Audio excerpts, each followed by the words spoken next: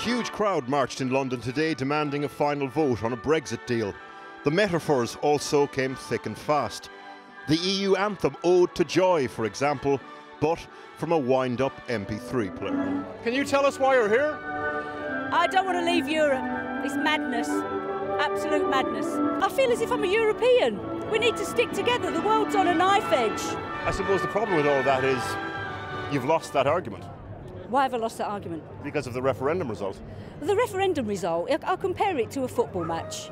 There was a dodgy referee, the opposition had one extra player and the goal was scored in the 96 minutes. It was based on lies.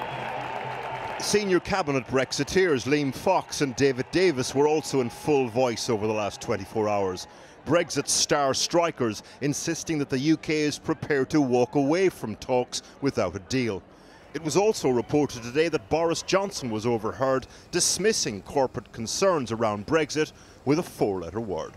The Foreign Secretary Boris Johnson is nothing if not king of the evocative metaphor. Today he warned the Prime Minister against bog-roll Brexit, soft, yielding, going on forever.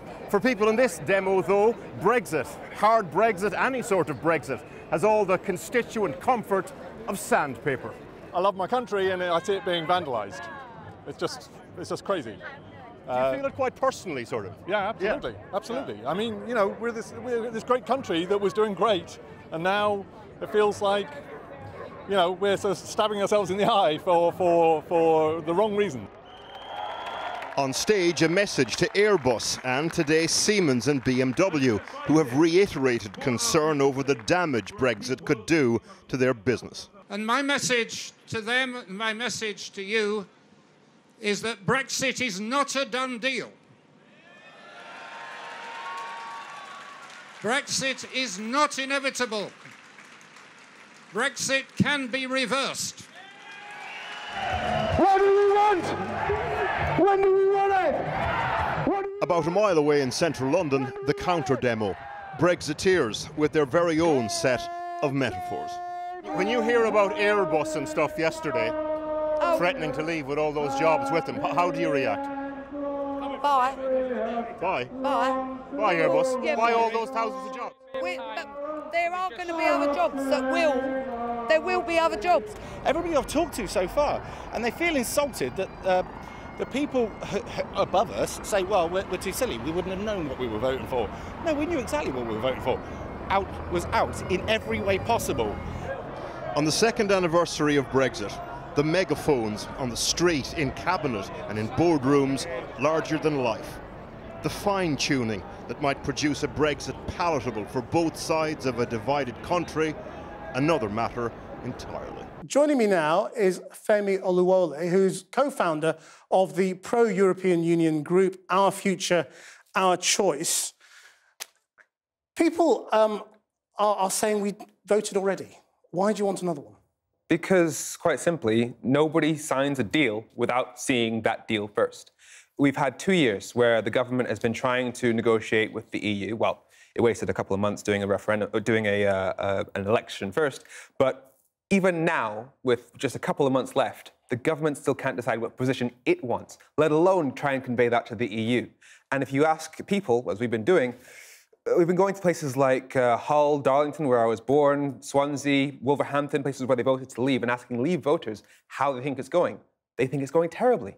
And only 11% of people believe this is going well. But isn't it dishonest to say this isn't a second referendum? It is a second referendum because the choice you want is not deal or no deal, it's deal or no Brexit. Calling it a second referendum... It's an in-out referendum, isn't it? Calling it a second referendum doesn't really work, because if you were to ask me, should we have a referendum right now, I would say absolutely not. Simply because... Well, it would be the same as the last one. It would be the same as the last one. You'd be able to say Brexit might mean this, this, or this. Whereas in October, in November, you'll have the end of negotiations, you'll have an actual deal to look at, you can see what Brexit means line by line. There'll be no more, Brexit might get us this, Brexit will get us single market access, as Daniel Hannan promised us. We'll actually be able to see Brexit in black and white, and I think that's a far more informed decision than a vote on the theory of do we like the EU or not. Now, we need to know who your organisation is, because there's all sorts of allegations being made about you being funded by big business and George Soros and all the rest of it. I mean, are you funded by Soros? No, if I was funded by Soros... Indirectly? If I was funded by Soros, I probably wouldn't have taken a megabus from Bristol last night.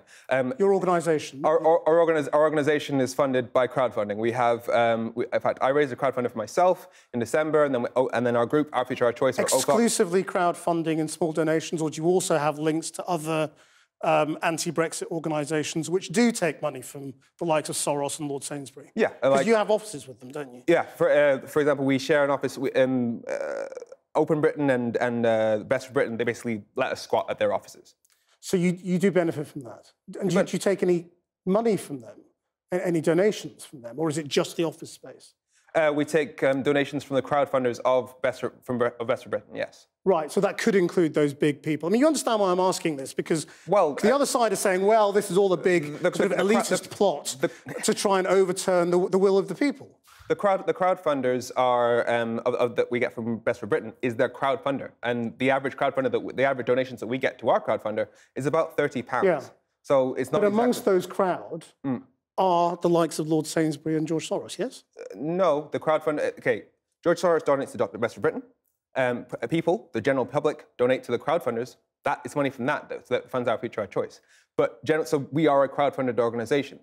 The issue here isn't the fact that we are a crowdfunded organisation. The issue here is, are people getting what they voted for in 2016? OK. Let me go to Hampshire now, and the Conservative MEP Daniel Hannan, of course, a leading Brexiteer. What are you afraid of? If you think you'd win this anyway, why not just agree to it? Yeah, or why not make it a best of 3, or maybe a best of 5, or maybe a regular test like the cricket. You know, we could do it every few years, or a World Cup. I mean, you know, it's wonderful to have people engaged in politics. It's no small feat to get 100,000 people out on the streets, but 17.4 million is a lot bigger than 100,000. Yeah. More people voted Leave than have ever voted for anything. But people do change their minds, don't they, in politics? That's why we have elections every few years. Well, on this occasion, it was made very clear by both sides that this was going to be the one definitive vote. And in fact, people like Vince Cable, Nick Clegg, who, you know, are now campaigning to overturn it, couldn't have been more strenuous and fierce in their language before the vote. But that was always nonsense, this is it. The other. Because, you know, we had a vote to go into Europe, and that was a definitive vote. And now we had a vote to leave Europe, and that's a definitive vote. There's no reason why we can't have another vote in 20 years' time and rejoin, is there? I mean, it would only work if you had a vote on a different proposition.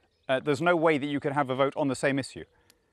The point Daniel Hannan is making is one, you know, the Brexiteers all make. And there were more of them than there were of you at the referendum. That's the point. You know, how many times are you going to keep asking people before you're satisfied? Well, the question is, are you getting what you voted for? We've been touring the country asking people what they wanted.